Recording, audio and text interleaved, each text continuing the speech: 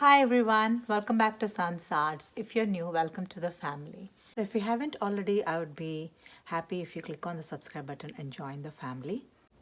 Today's video is in collaboration with Monthly DIY Challenge, and the topic for this one is like look for less, and this is hosted by Domestic Diva DIY. If you haven't already, please be sure to visit her channel. I'll leave the link of her channel in the description box as well as the playlist of all the participants.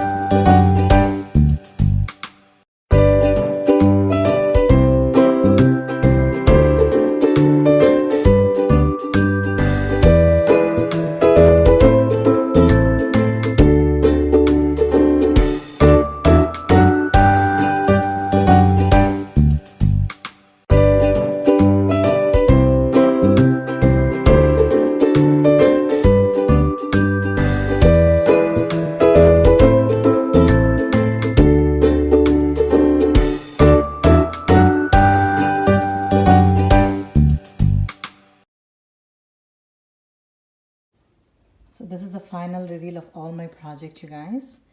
So let me start with this beautiful vase, and this I got really inspired by those bright spring colors. So I just tried to do the same way. I just painted yellow on the top of the jar, and I also stuck one of those rub-on transfer stickers. So I just stuck flowers instead of fruits. So I like flowers. And I also stuffed some white tissue paper just to show the design. Otherwise I'm not going to stuff paper in there. I just wanted to show how beautiful the design came on.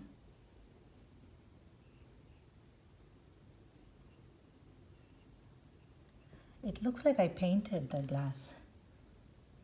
So it's so beautiful. I just love it. So let me know your thoughts on this. And I also stuck some of the greenery on the top. And the next one is this beautiful candle holder. And I just want to mimic the same way. And the only thing is I didn't put any embellishment on the top of this candle holder. All I did was just painted it white.